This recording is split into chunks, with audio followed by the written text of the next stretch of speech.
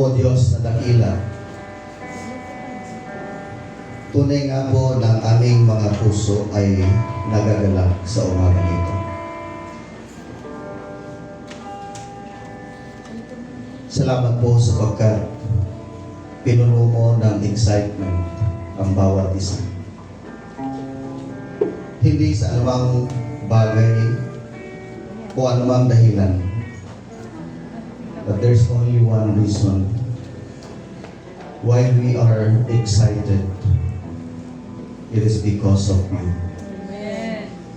We want to experience your presence in the midst of us. Lord, 14 years of your faithfulness.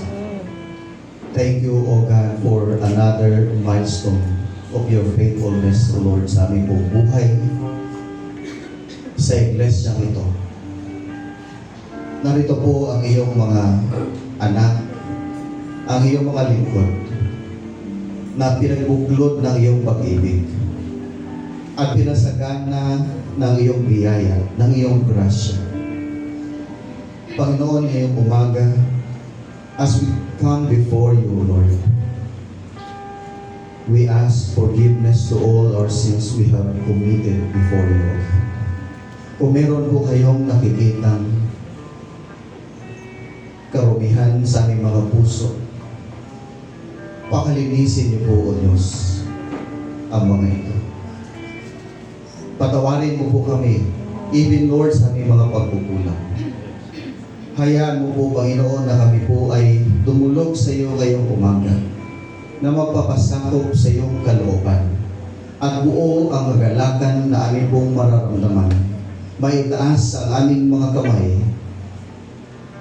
dahil kami po ay lubusang magpupuri at magpapasalamat sa iyo.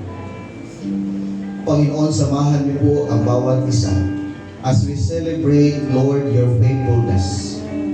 May your name be glorified in the midst of us.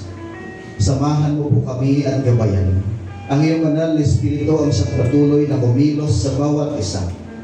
Gamitin mo po ang mga mensahe na awitin, maging sa amin pong tagapagsalita na iyo pong gagamitin, Panginoon, ngayong umaga. Buksan mo po ang aming mga puso at ang aming mga isipan. At patuloy, O Diyos, sa isa buhay ang bawat salita na amin pong maririnig ngayong umaga. Tunay nga po, Panginoon, ang iyong salita ay nakapagbibigay ng lakas, encouragement, and even, Lord, magiging gabay at patnubay sa pang-araw-araw naming pamumuhay, Panginoon. Kaya samahan mo po kami, gabayan niyo po kami. At tugunin mo po, Panginoon, ang lahat ng aming pangailangan. Lord, salamat po. Sa iyo po namin, Panginoon, ipinagkakatiwala ang bawat isa na narito, O Diyos. Nawa, ikaw ang aming maitaas. Malugod ka sa aming kalagitnaan. Sa lahat ng aming gagawin, ikaw ay aming pupurihin, itataas, at pararangalan ang iyong dakilang pangalan. Lahat ng ito ay sa iyo po namin ipinagkakatiwala sa matamis na ngalan ni Jesucristo na aming Panginoon at Diyos namin at tagapagligtas. Amen. Amen.